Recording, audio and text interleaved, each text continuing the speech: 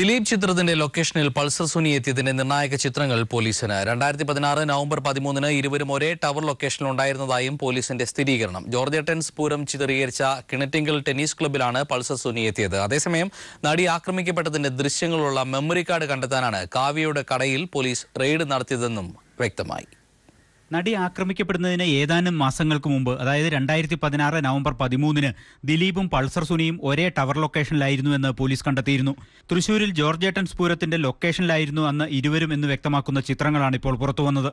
തൃശൂരിലെ Kinattinkal tennis ക്ലബ്ബിലായിരുന്നു shooting. Club ജീവനക്കാർ ദിലീപിനൊപ്പം എടുത്ത് സെൽഫി ചിത്രവും പോലീസ് ശേഖരിച്ചു.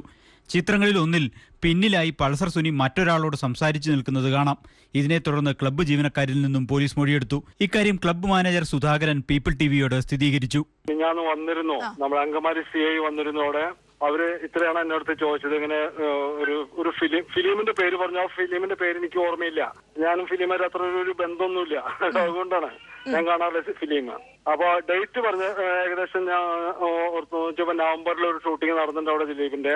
CI സാർ അവര് മറ്റേ സ്റ്റാഫിന്റെ അടുത്ത് എന്താണ് ചോദിച്ചത് എന്നും എനിക്കറിയില്ല, കാരണം എന്റെ ക്യാബിനിൽ വെച്ചിട്ടല്ലായിരുന്നു ചോദിച്ചത്. അപ്പൊ അവരുടെ റിസപ്ഷനിൽ നിന്നിട്ടാണ് ചോദിച്ചിരുന്നത്. സാറിന് ഓറലായിട്ടുള്ള ചോദ്യങ്ങളായിരുന്നു. അപ്പൊ അവരുടെ മൊബൈലൊക്കെ മേടിച്ച് നോക്കുന്നുണ്ടായിരുന്നു സാറ്. സുനി ദിലീപിന് എഴുതിയ കത്തിൽ സൗണ്ട് തോമ മുതൽ ജോർജ് പൂരം വരെയുള്ള കാര്യങ്ങൾ താൻ ആരോടും പറഞ്ഞിട്ടില്ലെന്ന് പരാമർശിച്ചിരുന്നു. ഈ സാഹചര്യത്തിൽ ദിലീപിന്റെ ഷൂട്ടിംഗ് ലൊക്കേഷനിലെ സുനിയുടെ സാന്നിധ്യം പ്രാധാന്യത്തോടെയാണ് പോലീസ് കാണുന്നത്. ഇതിനിടെ കാവ്യമാധവന്റെ കാക്കനാട്ടെ ഷോപ്പിൽ പോലീസ് പരിശോധന നടത്തിയത് നടിയുടെ ദൃശ്യങ്ങളടങ്ങിയ മെമ്മറി കാർഡിന് വേണ്ടിയായിരുന്നു എന്ന് വ്യക്തമായി. സംഭവത്തിന് ശേഷം മെമ്മറി കാർഡ് കാക്കനാട്ടെ കടയിൽ ഏൽപ്പിച്ചിരുന്നതായി സുനി പോലീസിന് മൊഴി നൽകിയിരുന്നു. പരിശോധനയിൽ മെമ്മറി കാർഡ് കണ്ടെത്താനായില്ല. എന്നാൽ പൾസർ സുനിയുടെ മൊഴികളിലെ വൈരുദ്ധ്യം പോലീസിനെ കുഴയ്ക്കുന്നുണ്ട്. ഈ സാഹചര്യത്തിൽ പൾസറിനെ വീണ്ടും ചോദ്യം ചെയ്യാനും അന്വേഷണ സംഘം തീരുമാനിച്ചു. ഇതിനിടെ നടിയുടെ പേര് ചാനൽ ചർച്ചയ്ക്കിടെ പരാമർശിച്ചതിന് തിരക്കഥാകൃത്ത് SN സ്വാമിക്കെതിരെ പോലീസ് കേസെടുത്തു. News bureau, Kochi. നടി ആക്രമിക്കപ്പെട്ട സംഭവത്തിൽ അടുത്ത ഘട്ടത്തിലേക്ക് കടക്കാൻ അന്വേഷണ സംഘത്തിന് DGP ലോക്നാഥ് ബെഹ്റയുടെ നിർദ്ദേശം. ADGP സന്ധ്യയും ക്രൈംബ്രാഞ്ച് IG ദിനേന്ദ്ര കശ്യപും DGPയുമായി ചർച്ച നടത്തി. കൊച്ചിയിൽ നടിയെ ആക്രമിച്ച കേസിൽ അന്വേഷണ സംഘത്തിൽ ഒരു മാറ്റവും വരുത്തിയിട്ടില്ലെന്ന് മുഖ്യമന്ത്രിയുടെ ഓഫീസ്. IG ദിനേന്ദ്ര കശ്യപിന് തന്നെയാണ് അന്വേഷണ ചുമതല. ADGP സന്ധ്യ അന്വേഷണത്തിന് മേൽനോട്ടം വഹിക്കുമെന്നും മുഖ്യമന്ത്രിയുടെ ഓഫീസ് അറിയിച്ചു. നടി ആക്രമിക്കപ്പെട്ട സംഭവത്തിൽ അമ്മയ്ക്കെതിരെ രൂക്ഷ വിമർശനം ഉയർത്തുന്ന KP ഗണേഷ് കുമാറിന്റെ കത്ത് പുറത്തായി. ഇതോടെ അമ്മ തിരശ്ശീലയ്ക്ക് പിന്നിലൊഴിച്ചു. അമ്മ നടീനടന്മാർക്ക് നാണക്കേടെന്നും സംഘടന പിരിച്ചുവിടണമെന്നും കത്തിൽ ഗണേഷ് കുമാർ ആവശ്യപ്പെട്ടു. അതേസമയം കത്ത് ജനറൽ ബോഡി യോഗത്തിന് മുമ്പ് അയച്ചതാണെന്നും കാര്യങ്ങൾ ചർച്ച ചെയ്തതാണെന്നും അമ്മ വ്യക്തമാക്കി. അമ്മയുടെ നല്ല നടത്തിപ്പിനായാണ് താൻ കത്ത് അയച്ചതെന്നും ആ കത്തിന് ഇനി പ്രസക്തിയില്ലെന്നും ഗണേഷ് കുമാർ. കത്തിലെ കാര്യങ്ങൾ അമ്മയുടെ യോഗത്തിൽ ചർച്ച ചെയ്തിരുന്നു. എന്നാൽ കത്ത് താനല്ല പുറത്തുവിട്ടതെന്നും ഗണേഷ് കുമാർ മാധ്യമങ്ങളോട് പറഞ്ഞു. ആ കത്തിൽ പറയുന്ന എല്ലാ കാര്യങ്ങളെക്കുറിച്ചും വിശദമായ ചർച്ച അമ്മയുടെ എക്സിക്യൂട്ടീവ് കമ്മിറ്റിയിലുണ്ടായി. അതിൻ്റെ അടിസ്ഥാനത്തിൽ അതിൻ്റെ വിശദീകരണങ്ങൾ അവരെനിക്ക് തന്നു. അതിനുള്ള പ്രശ്നങ്ങൾ പരിഹരിച്ചു കഴിഞ്ഞാൽ അത് കഴിഞ്ഞൊരു പ്രസക്തിയില്ല. ആ കത്ത് എക്സിക്യൂട്ടീവ് കമ്മിറ്റിയിൽ ആരോ പുറത്തുവിട്ടിരിക്കുകയാണ്. അത് എല്ലാം ഒളിച്ചു വെച്ച കത്തല്ല. പ്രസിഡന്റിനും എക്സിക്യൂട്ടീവ് കമ്മിറ്റി അംഗങ്ങൾക്കും ഞാൻ അയച്ചു കൊടുത്ത കത്താണ്. ആ കത്ത് അമ്മയുടെ നല്ല നടത്തിപ്പിന് വേണ്ടി ഒരു അംഗമെന്ന നിലയിൽ അകത്തുനിന്ന് എഴുതിയ കത്താണ്. ഇതിലെ ഓരോ പാരഗ്രാഫും എടുത്തു വെച്ച് ചർച്ച ചെയ്തു. ആ ചർച്ചയിൽ ഞാൻ ഉന്നയിച്ച സംശയങ്ങളിൽ അവർ മറുപടി പറഞ്ഞു. പരിഹരിക്കേണ്ട പ്രശ്നങ്ങൾ ആ രാത്രി തന്നെ പരിഹരിക്കാമെന്ന് അവർ ഉറപ്പ് തന്നു. അത് കമ്മിറ്റി തീരുമാനമായിട്ട് എഴുതി വെച്ചു. വിമർശനങ്ങളെ ഉൾക്കൊള്ളുന്നതായി നടൻ മുകേഷ് MLA. താൻ തുടക്കക്കാരനാണ്, തെറ്റുകൾ സ്വാഭാവികം. നടി ആക്രമിക്കപ്പെട്ട സംഭവത്തിൽ അന്വേഷണം ശരിയായ ദിശയിലെന്നും മുകേഷ് പറഞ്ഞു. ഞാൻ ഇതൊക്കെ ഉൾക്കൊള്ളുന്നുണ്ട്. അത്രയും അല്ല, വികാരത്തിന്റെ പുറത്തൊന്നുമില്ല. ഞാൻ എന്തെങ്കിലും ഒരു വാക്കോ വാചകോ മോശമായിട്ട് പറഞ്ഞു, ഒരു വാക്ക് പറഞ്ഞു ഇല്ലല്ല. തീർച്ചയായിട്ടും ഞാൻ ഗവൺമെന്റിന്റെ ഭാഗമാണ്. അന്വേഷണത്തിന് തൃപ്തനല്ലെങ്കിൽ എനിക്ക് പറയാമല്ലോ, തൃപ്തനാണ്. നടി ആക്രമിക്കപ്പെട്ട കേസിൽ പുതിയ വെളിപ്പെടുത്തൽ നടത്തിയ അഡ്വക്കേറ്റ് ഫെനി ബാലകൃഷ്ണനിൽ നിന്ന് മൊഴിയെടുത്തു. കായംകുളം ചെങ്ങന്നൂർ റോഡിലെ CCTV ദൃശ്യങ്ങൾ പരിശോധിച്ചാൽ തന്നെ കാണാൻ വന്നവരെ തിരിച്ചറിയാൻ കഴിയുമെന്ന് ഫെനി പോലീസിന് മൊഴി നൽകി. ദിലീപിന്റെ പുതിയ ചിത്രം രാമലീലയുടെ റിലീസ് മാറ്റിവെച്ചു. സെൻസറിംഗ് പ്രശ്നം കാരണമാണ് ചിത്രത്തിന്റെ റിലീസിംഗ് മാറ്റിയതെന്ന് നിർമ്മാതാവ് ടോമിച്ചൻ മുളകുപാട് പറഞ്ഞു. ഈ മാസം 14-നോ 21-നോ റിലീസ് ഉണ്ടാകുമെന്നും നിർമ്മാതാവ് വ്യക്തമാക്കി.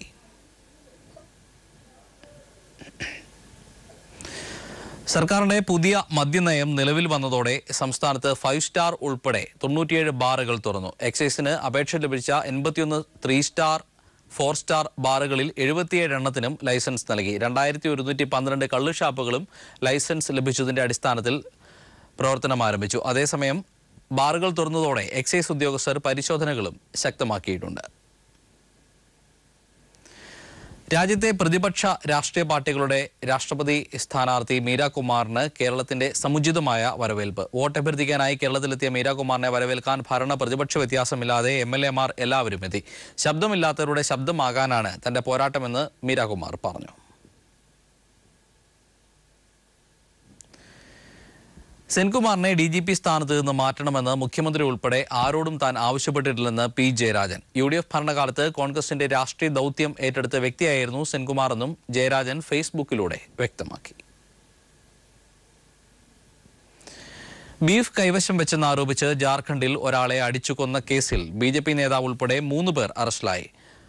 രാഗഡിലെ BJP മീഡിയ സെല്ലിന്റെ ചുമതലക്കാരനായ നിത്യാനന്ദ് മഹോദ് ആണ് അറസ്റ്റിലായത്. അതേസമയം രാജ്യത്ത് ആളുകളെ മർദ്ദിച്ചു കൊല്ലുന്നത് പുതിയ സംഭവമല്ലെന്ന് BJP ദേശീയ അധ്യക്ഷൻ അമിത്ഷാ ഗോവയിൽ പറഞ്ഞു. സമീപകാല സംഭവങ്ങൾ മാധ്യമപ്രവർത്തകർ ചൂണ്ടിക്കാട്ടിയപ്പോഴായിരുന്നു അമിത്ഷായുടെ മറുപടി. ആശുപത്രിയിലെ വെള്ളത്തിൽ ചത്ത എലിയുടെ അവശിഷ്ടങ്ങൾ കണ്ടെത്തി. കോഴിക്കോട് ബീച്ച് ആശുപത്രിയിലാണ് സംഭവം. പനി വാർഡിൽ അടക്കമുള്ള പൈപ്പ് വെള്ളത്തിലാണ് ചത്ത എലിയുടെ അവശിഷ്ടങ്ങൾ കണ്ടെത്തിയത്. സംഭവത്തിൽ ആരോഗ്യമന്ത്രി അന്വേഷണം പ്രഖ്യാപിച്ചിട്ടുണ്ട്. പുതുവൈപ്പിലെ LPG പ്ലാന്റിനെ കുറിച്ചുള്ള പ്രദേശവാസികളുടെ ആശങ്കയകറ്റാൻ IOC പത്രപരസ്യമിറക്കി. സുരക്ഷാ മാനദണ്ഡങ്ങളിൽ ആഗോള നിലവാരത്തിലാണ് പ്ലാന്റ് നിർമ്മിക്കുന്നതെന്ന് IOC വ്യക്തമാക്കി. പാരിസ്ഥിതിക തീരദേശ നിയമങ്ങളെല്ലാം പാലിച്ചാണ് പ്ലാന്റ് സ്ഥാപിക്കുന്നതെന്നും IOC പത്രപരസ്യത്തിലൂടെ വ്യക്തമാക്കുന്നു.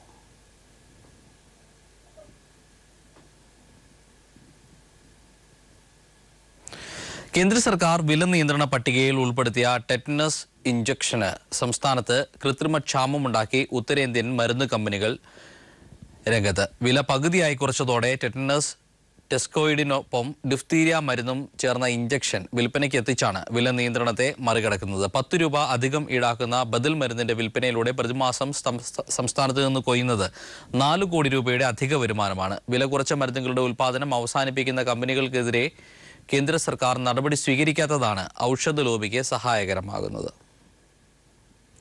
ക്യാൻസർ രോഗികൾക്ക് സഹായം ചെയ്യുന്ന കൊച്ചുമിടുക്കന്റെ സൽപ്രവൃത്തി നാടിനും നാട്ടുകാർക്കും അഭിമാനമാവുകയാണ്. ആലപ്പുഴ കൊമ്മാടി സ്വദേശി അമരീന്ദർ എന്ന 6ാം ക്ലാസ്സുകാരനാണ് ഈ കൊച്ചുമിടുക്കൻ. 2 വർഷത്തോളം തന്റെ മുടി നീട്ടി വളർത്തിയ ശേഷം രോഗികൾക്ക് മുറിച്ചു നൽകിയാണ് ഈ സ്കൂൾ വിദ്യാർത്ഥി.